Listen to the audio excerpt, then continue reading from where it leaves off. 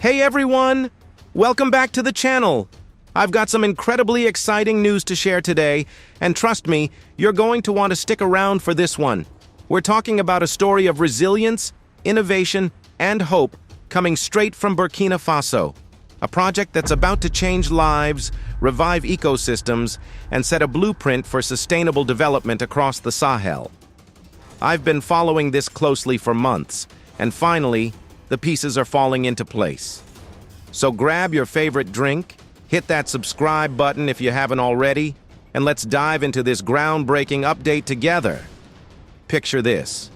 The sun beats down relentlessly on the arid plains of Bama, a region in Burkina Faso, where the earth cracks under the weight of drought and the promise of rain feels like a distant dream.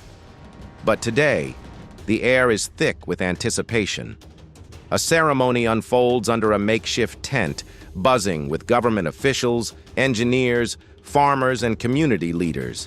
At the center of it all is a project poised to transform this parched landscape into a hub of agricultural productivity, a lifeline for thousands.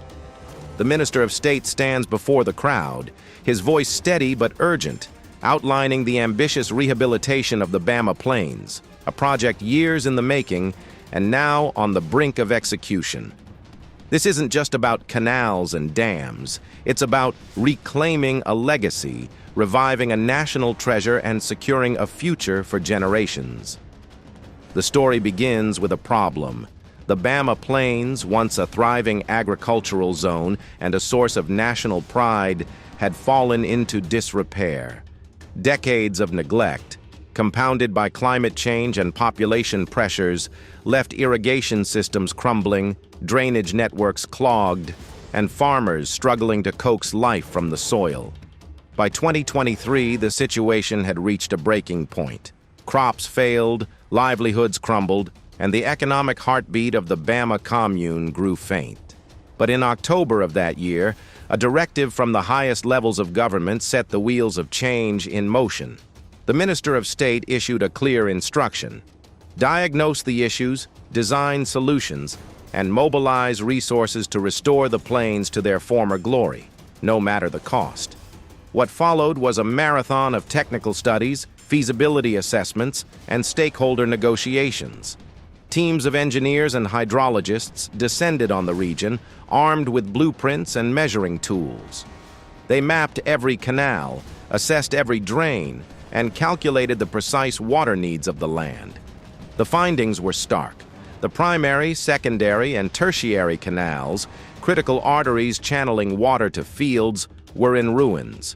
Over 63 kilometers of infrastructure needed complete reconstruction. The internal drainage network, a labyrinth of ditches and slopes designed to prevent flooding and waterlogging, was barely functional. Another 85 kilometers required reprofiling, regrading, and reinforcement. Meanwhile, the hydraulic network connecting the perimeter to nearby market gardens had deteriorated, leaving 9.6 kilometers of pipelines and pumps in disrepair. But the challenges didn't end there. Even with these fixes, a glaring issue remained: water scarcity. Studies revealed a staggering deficit of 8 million cubic meters annually, a gap so severe it would render the entire project futile without intervention. Farmers would still face dry spells, unable to cultivate year-round. The solution: a bold proposal to construct a dam near Diara Dug, a strategic location upstream, capable of storing over 10 million cubic meters of water. This dam, budgeted at over 7 billion CFA francs, approximately $11.5 million, would not only address the immediate shortfall, but also enable an expansion of the irrigated area by 200 hectares. The catch? Funding.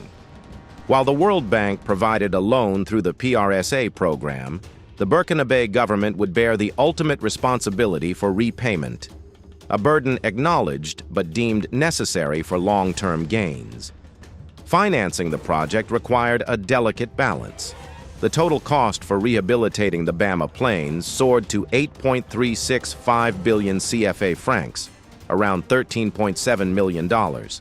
covering everything from earth-moving machinery to labor costs. But beyond bricks and mortar, there was a human element. Over 250 farming cooperatives and countless individual producers would be displaced or disrupted during construction. Compensatory measures, mandated by the Minister of State, included building 8 massive storage warehouses, each capable of holding 250 tons of produce, using prefabricated materials guaranteed to last a century.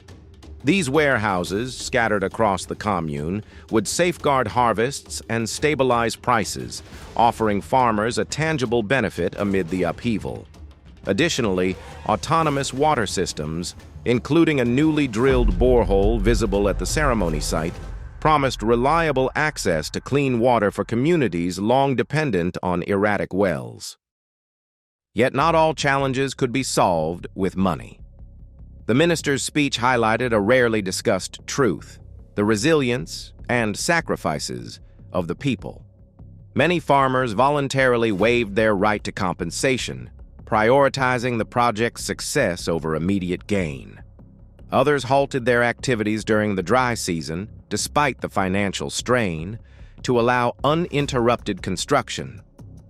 There were moments when firmness was necessary, the minister admitted, alluding to tensions with holdouts reluctant to pause their livelihoods. But unity prevailed, driven by a shared understanding of the stakes. The Bama plains weren't just fields, they were the commune's economic engine. During the 4-month suspension of work, the local economy had sputtered. Markets emptied, traders left, and hunger loomed. Restoring the plains wasn't just about agriculture, it was about survival. The minister's tone shifted as he addressed the contractors directly. "Let me be clear," he declared, his words cutting through the humid air. "Not a single second will be added to the 8-month deadline. Plan around the rains. By November 30th, 2025, this project will be complete. No excuses." The ultimatum was met with uneasy silence. Behind the scenes, negotiations had been fraught. Contractors argued that unpredictable weather, supply chain delays, and labor shortages made the timeline unrealistic. But the minister stood firm. "Work 24/7 if you must. Mobilize every resource. The state has invested too much. $7 billion for the dam, $8 billion for the plains, to accept failure." He gestured to the crowd, a mix of skeptical engineers and anxious locals. "This isn't just a project, it's a promise. To these farmers, to Burkina Faso." One by one, contractors were summoned to the podium to publicly commit to the deadline. Reluctance hung heavy in the air. A representative from the lead firm, sweating under his suit, mumbled, "We, will adhere to the contractual terms." The minister interrupted, "Louder! Say it plainly." The man straightened. "We commit to delivering by November 30th. The crowd erupted in hesitant applause. Whether motivated by pressure or patriotism, the message was clear. Delays wouldn't be tolerated. As the ceremony concluded, the minister lingered, surveying the site. In the distance, excavators had already begun clawing at the earth, their metallic groans blending with the chatter of workers. The path ahead was fraught. Financial risks, logistical nightmares, the ever-looming threat of delays.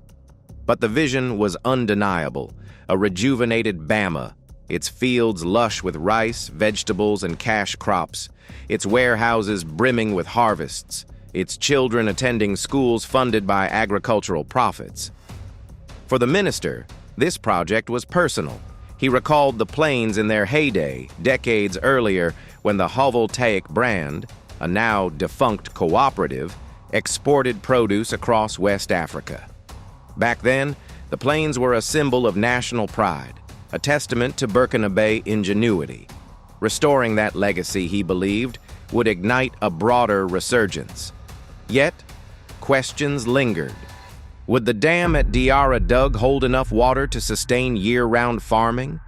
Could the new canals withstand increasingly erratic weather patterns? And what of the farmers? Would they return to their fields after months of disruption, or would skepticism keep them away? The answers lay in the hands of those now toiling under the sun, racing against the clock. For the people of Bama, the project's launch was a beacon of hope. Mariam, a mother of 4 and leader of a women's farming cooperative, voiced cautious optimism.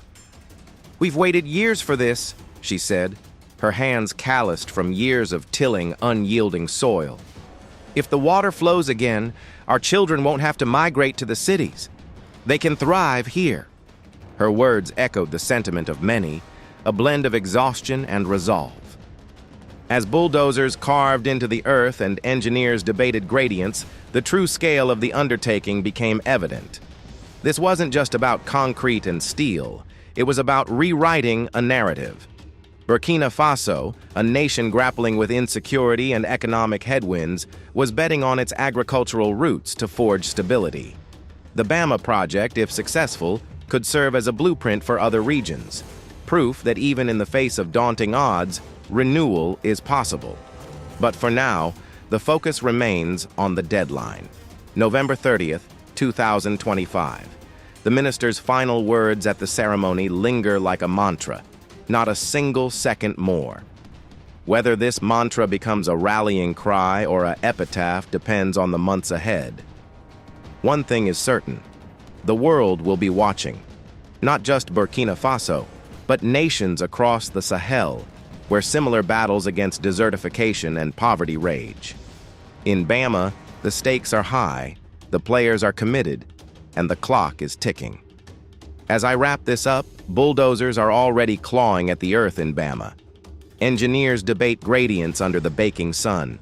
Farmers hover at the edges, equal parts hopeful and skeptical. The road ahead is rocky. Funding gaps, logistical nightmares, the ever-present specter of delays. But the vision is irresistible. Fields bursting with crops, warehouses stocked with harvests, and a generation reclaiming their heritage. So what can you do? Stay tuned. We'll be tracking this project's progress with exclusive updates. Think drone footage of the dam rising, interviews with farmers, and maybe even a sit-down with the minister himself. Smash that notification bell so you don't miss a thing.